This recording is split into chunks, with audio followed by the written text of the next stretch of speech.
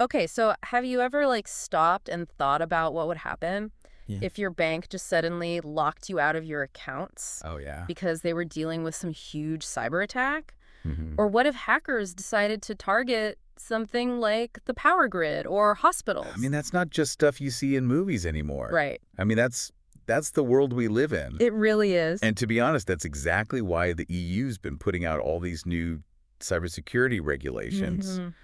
trying to get ahead of the curve, Yeah, before things get even crazier. before things get way worse. Yeah. Exactly. And that is exactly where today's deep dive comes in. Okay. We're tackling Europe's entire cybersecurity scene, Wow. and we're breaking down three of the major players. Okay. We're talking about DORA, NIS2, and CRA. Got it. We'll try to figure out how they work, why they matter to you, and what kind of challenges they face. Sound good? And we've got some great sources for this from Telefónica, which, by the way, is a major European telecom company, so they really know their stuff. They're definitely in the thick of it. Yeah, they really laid out the current situation well. Yeah, what's interesting to me is how all these regulations are kind of connected, Okay. creating this safety net across all these different sectors. Hmm. It shows that everyone's realizing that in our totally interconnected world, Yeah. one cyber attack can cause this chain reaction across the entire economy in our daily lives. Yeah, it's a big deal. Really is. So, okay, let's get down to the nitty-gritty here. Okay. What is the state of cybersecurity right now? What are we up against? We're dealing with cyber attacks that are not only more frequent, but way more sophisticated, Oh, yeah. way more impactful. Absolutely. Think about it. We are completely dependent on digital systems for everything. It's true. Banking to healthcare to keeping the lights on even. Yeah. That dependence is also our biggest vulnerability. Well, and Telefonica made a point about operational resilience being the big goal. Right. And they're talking about both physical and digital security there. Yeah, it's not just about having the best firewall anymore or the latest antivirus. Mhm. It's about taking a holistic approach to managing risk and ensuring business continuity. Okay. You got to plan for the worst case scenario and make sure you can bounce back. Yeah, you gotta be prepared. Absolutely. All right, so let's dive into the first of these regulations then. Okay. DORA, which stands for the Digital Operational Resilience Act. The big one? This is a brand new one, right? Yeah, brand new. Just went into effect on January 17th of this year. It did. Okay. And DORA is specifically focused on the financial sector. Correct. So we're talking banks, insurance companies, investment firms. Yep, all places where your money is. Anywhere where our money is involved. Exactly. Because, okay, it's all about protecting our money, but how does it do that? So before DORA, we had this patchwork of regulations. Okay. Honestly, it was really confusing and kind of tough to navigate. Yeah. But DORA streamlines everything. Okay. It's like creating a level playing field for all these institutions, Yeah. making sure that the security standards are consistent across the board. So everybody has to step up their game in terms of risk management. Exactly. But there's another layer to DORA that I found really interesting. Okay. It puts a spotlight on the ICT companies that provide services to all these financial institutions. Right, because those institutions rely heavily on third-party tech providers. Oh, yeah, of course. For everything. For everything. Cloud computing, data storage, you name it. It's all connected. And DORA recognizes that a weak link in that chain can compromise the whole system. Even if it's just the tech provider? Even if it's just the tech provider. So it's like a domino effect. Exactly. Stronger security for the tech providers means stronger security for the institutions. And ultimately, that protects all of us. Exactly. Okay. And Telefónica points out that DORA's impact is actually spreading beyond just finance. Really? Yeah. So even though it was made for the financial sector, it's its principles are starting to spill over into other areas. Think about it. Okay. The core ideas behind DORA LOA, risk management, business, continuity, supply chain security, Okay. those are relevant for every organization. Yeah. Healthcare, energy, even government. Wow. We're already seeing its influence shaping best practices across the board. Okay, that makes a lot of sense. Yeah. So we've got DORA covering the financial sector. Right. Now let's move on to NIS2, Okay. which is the Network and Information Systems Directive. Right. This one casts a much wider net, doesn't it? Absolutely. This covers 18 critical sectors. Huge. Energy, transportation, healthcare, digital infrastructure. I mean, basically anything that keeps society running. Right. Anything that we absolutely rely on Yeah. is under NIS2's umbrella. Yep, that's right. But it specifically excludes the financial sector. Right. Which makes sense because DORA has got that handled. Exactly. It's this legal principle called lex specialis. Okay. The more specific law takes precedence. Gotcha, so they don't overlap. No overlap. Okay. But even without finance, NIS2 has a lot on its plate. I bet. It's an update and expansion of the old NIS1 directive. Okay. And it's designed to tackle this ever-growing complexity of cyber threats. Which is a huge job. It's a big job. So what are NIS2's main goals? What's it trying to accomplish? One of the biggest things is boosting cybersecurity capabilities and cooperation across Europe. Okay, so like encouraging info sharing, joint exercises, more coordination at a European level. Exactly. Working together is key, especially with all these cross-border attacks. Yeah, those are becoming more and more common. They are. Okay, so what else? Another major goal is to implement stronger risk management and reporting requirements. Okay, so companies in these sectors really have to step up their game They do. when it comes to identifying, assessing, and mitigating cyber risks, All of it. and being transparent about reporting incidents so everyone can learn. Absolutely. It's all about accountability and making improvements. Okay, so that makes sense. Yeah. But here's the thing. NIS2 is still in the process of being implemented into national law in most EU countries. Yeah, including Spain. So it's not fully operational yet. Not fully. And that brings up some challenges, It does. both for authorities and for businesses. Right. For authorities, it's about keeping things simple, Okay. providing resources and guidance, coordinating all these different regulations, and making sure the implementation is smooth across different countries. That sounds like a lot to juggle. It's a lot. And for business. For businesses, the challenge is doing those risk assessments, Okay. putting the security measures in place, and then proving they're actually complying. It's a lot of work, and it needs expertise and resources that some companies just don't have. Yeah, that makes sense. Yeah. Well, and Telefónica brought up a point about international security certifications like ISO 27000. Right. Do these certifications have a role to play here? Absolutely. They provide a framework for implementing strong cybersecurity practices and can actually streamline those compliance efforts. So it's a way to demonstrate that you're taking security seriously and that you're meeting those established standards. Exactly. It's a good way to show you're on top of it. Okay, so it sounds like NIS2 is going to have a major impact on how companies handle cybersecurity governance. Without a doubt, companies will need to have clear processes. Yeah. Maybe even appoint a CISO, a Chief Information Security Officer, Oh, wow. and really integrate cybersecurity into their core operations. So like a major shift for a lot of organizations. It's a big shift for a lot of companies. Wow. It's about making cybersecurity part of the company's DNA.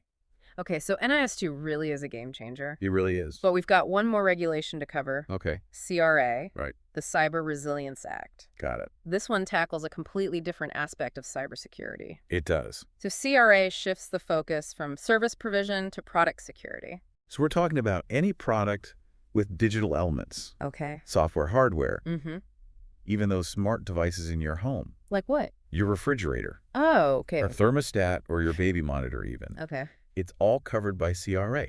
So basically anything with an internet connection these days. Pretty much. And this is set to start next year, right? Yep. December 10, 2024. But it's a phased rollout, It is. with full implementation not happening until December 11, 2027. Yeah, they're giving everyone some time to prepare. That's a pretty long lead time. Well, there's a lot to get ready for. I bet. CRA introduces this concept of security by design, Okay. which means manufacturers have to prioritize security right from the start of product development. Oh, so it can't be an afterthought. No afterthoughts. It's got to be built in from the beginning. Exactly, a fundamental change. Okay. Yeah. I mean, that seems like a smart move, though, right? It is. Building security in from the start should make products just inherently more robust. So what else does CRA aim to accomplish? So it sets up this framework for vulnerability management, incident reporting, and security updates. Okay. And this covers a product's entire lifespan. The whole thing. The whole thing. So manufacturers can't just release a product and wash their hands of it? Nope. They've got a responsibility to keep it secure. Okay, that makes sense, especially with all these smart devices that are always connected. Right. Always connected, always vulnerable. And could be vulnerable to attacks. Exactly. So it's like having a constant software update cycle. Pretty much. Okay. CRA also establishes conformity assessments, European Commission markings, and transparency obligations Okay. for these digital products. So consumers need to know how secure the products they're buying really are. They do, and CRA wants to provide that information clearly. So it's like a safety rating for cybersecurity, It's a good way to put it. and it puts the responsibility on the manufacturers, the importers, and the distributors. They've got to make sure those products are secure, or they could face some serious consequences. Big consequences. You mentioned the role of certification companies earlier. Right. I'm guessing they'll be involved here as well. Oh, absolutely. Certification is going to be key for CRA compliance. Okay. We'll likely see new standards popping up similar to that U.S. Cyber Trust mark label Okay. that they're developing for IoT devices. So it feels like 2025 is going to be a huge year for cybersecurity with all these regulations coming into play. It's a big year. What does this mean for businesses? Well, they need to adapt. Okay. They need to understand these regulations, figure out how they impact their operations, and start making the necessary changes to comply. Okay. They might need to work with some cybersecurity organizations to get the expertise. Oh, yeah, because this is not something you can just ignore. You can't ignore this. So we're talking about a major shift in the entire cybersecurity landscape. A huge shift. Okay. And it's not just about checking boxes and complying. Right. It's about creating a culture of security and resilience Within businesses. within businesses. Okay. These regulations are pushing us toward a future where cybersecurity is simply part of doing business, not an afterthought. Okay. But there are still hurdles to overcome. Like what? One of the biggest is regulatory simplification. Oh, okay. We've got DORA, NIS2, CRA, GDPR. It's a lot. It's a lot. A whole bunch of regulations that all relate to cybersecurity. It's a real headache for businesses trying to navigate all of that. So simplifying and harmonizing these regulations would make things a lot easier. Much easier. For everyone. For everyone. Okay. What else? Another challenge is making sure there's good coordination and collaboration between everyone involved. Okay.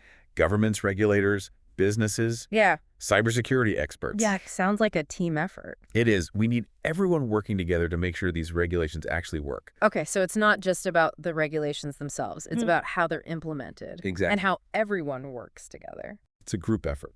Okay. Yeah. But what about people? Oh, that's the big one. Where do people fit into all of this? People are both the weakest link and the greatest asset in cybersecurity. Interesting. We need training and knowledge enhancement for everyone involved. Okay. From the people creating these systems to the CEOs making the big decisions to everyday users like you and me. So everyone needs to understand the importance of cybersecurity and how their actions play a role. Absolutely. These regulations are a positive step forward, Okay. but they're just the beginning. So what's next? We need to keep learning, keep evolving, and keep working together to stay ahead of the bad guys. I like it, stay ahead of the bad guys. That's the goal. Okay, so we've covered a lot of ground today, exploring the cybersecurity landscape, diving into DORA, NIS2, and CRA, Good did. highlighting the challenges and the opportunities ahead. A lot to think about. So what does all of this mean for our listener? What? How does this all apply to their everyday life? Whether you're working in finance, tech, or just using digital products daily, these regulations are going to affect you. Okay. It's not just about complying. It's about being informed and aware. Because we're all increasingly reliant on digital systems. It's the world we live in. So it's about protecting your data and your whole digital life. Exactly. It's about understanding the risks and taking steps to mitigate them. That's it.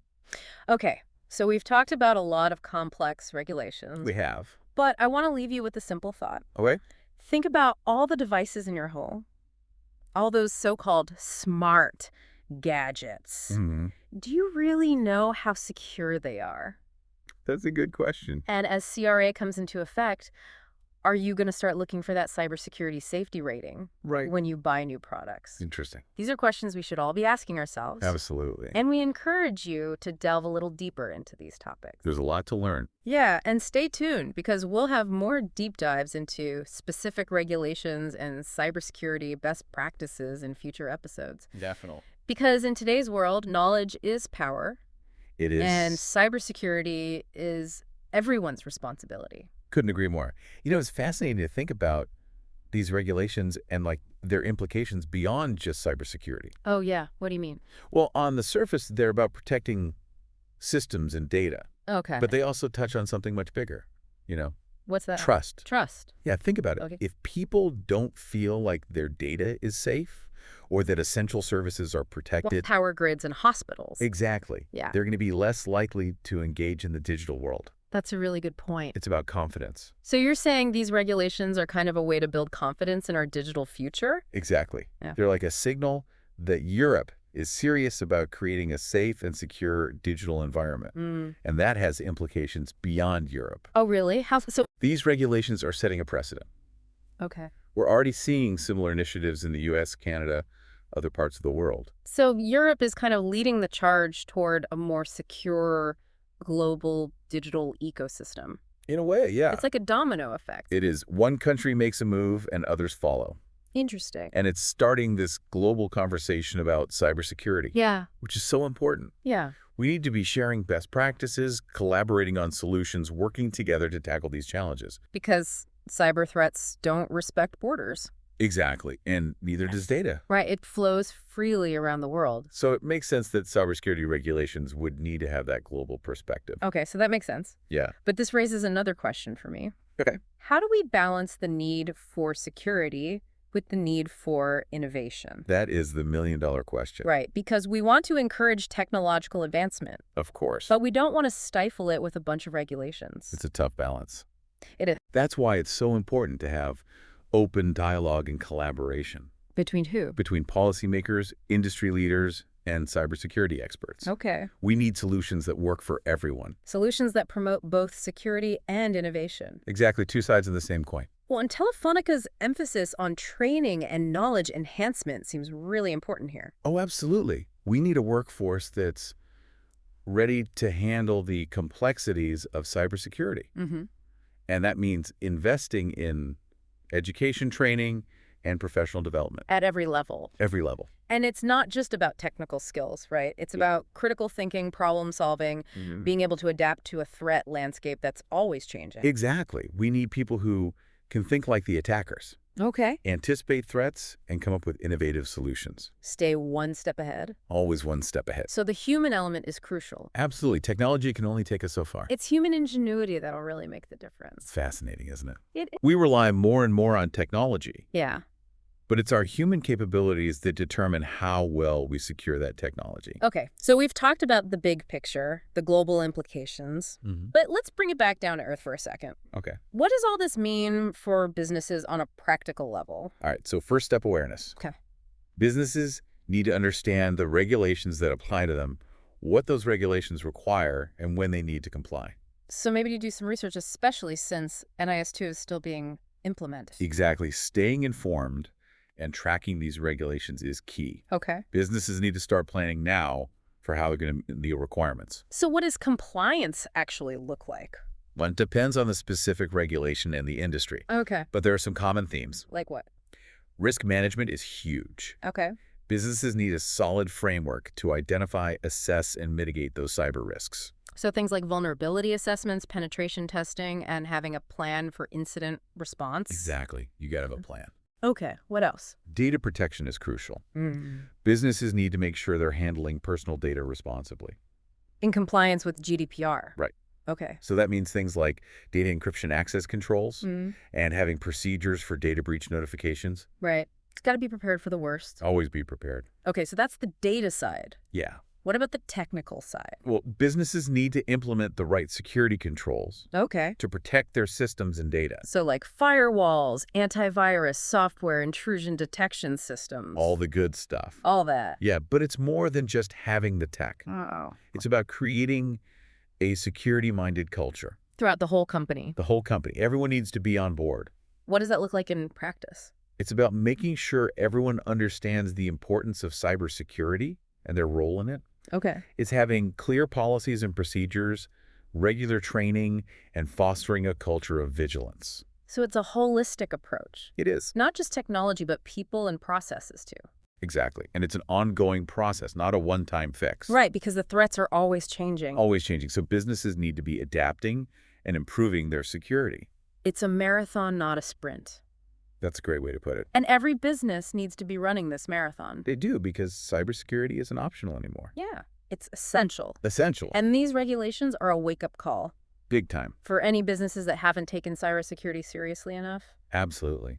They're pushing businesses to invest and build resilience. Which is ultimately good for everyone. Good for everyone. It's about creating a more secure, stable, and trustworthy digital future. That we can all benefit from. Okay, so speaking of the future, Yeah. let's talk about the economic impact of these regulations. Okay, good topic. Because implementing all these cybersecurity measures can get expensive. It can, especially for smaller businesses. Right. There's the cost of the technology, the training, and making sure you're compliant.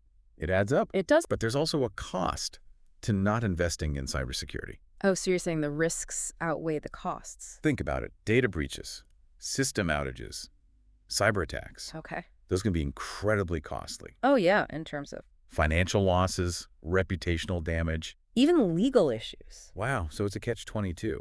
It is. Investing in cybersecurity is expensive, Mm-hmm. but not investing could be even more expensive.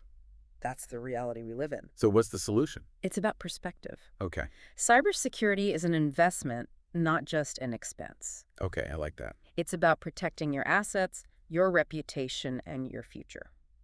So in the long run, it can actually save money It can. and create a competitive advantage. Exactly. Businesses that prioritize cybersecurity are seen as more reliable, more trustworthy, Yeah. more resilient, Hmm. and that can attract customers, investors, and partners. It's like a seal of approval, It is. showing that you're serious about protecting data. Absolutely. And that's where those international security certifications come in. They can help businesses demonstrate their commitment and stand out. Okay, so it's not just about compliance. No, it's about building trust. It's interesting to think about how these regulations are shaping the cybersecurity industry itself. It's a huge impact. We're seeing a huge demand for cybersecurity professionals, technologies, services. It's the booming. It's a rapidly growing industry. It is, and with a lot of potential for innovation. It's like a silver lining to the whole cyber threat cloud.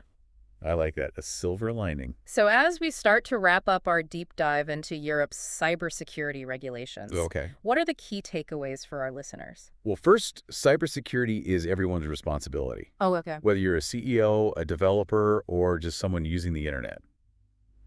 We all have a role to play. In protecting ourselves and our data? Exactly. Or what else? These regulations show that the world is finally starting to take cybersecurity seriously, Mm-hmm. and they're setting an example for other countries to follow. So we're moving towards a more secure and resilient digital future. We are, step by step. What else? Complying with these regulations can be tough, Yeah. but it's essential for businesses to adapt and invest in cybersecurity. Okay. It's not just about avoiding penalties, it's about protecting your assets, your reputation, and your future. Okay, that's a good point. And finally, cybersecurity is constantly changing. Mm-hmm.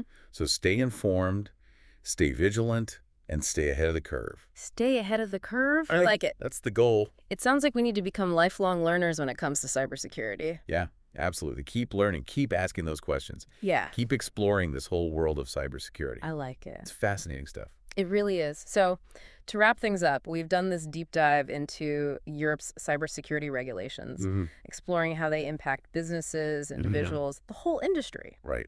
Like a lot of moving pieces. So any final thoughts you'd like to leave our listeners with? I think the biggest takeaway is that this is a shared responsibility. Okay.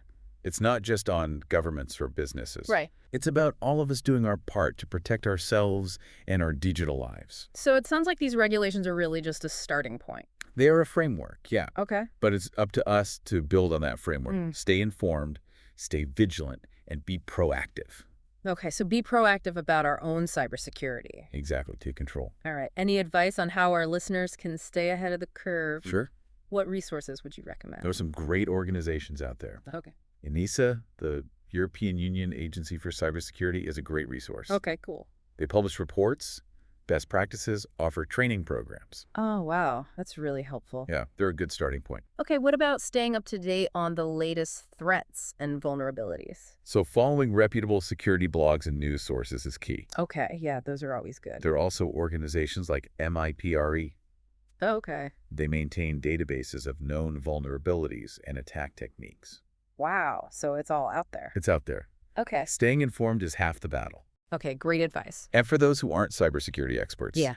The basics are still important. Okay, like what? Strong, unique passwords for all your accounts. Yeah, I gotta have those. Be cautious about clicking links or opening attachments from senders you don't recognize. Okay, good advice. And keep your software updated. Of course. Patch those vulnerabilities. So it's a combination of awareness, common sense, and staying informed. Exactly.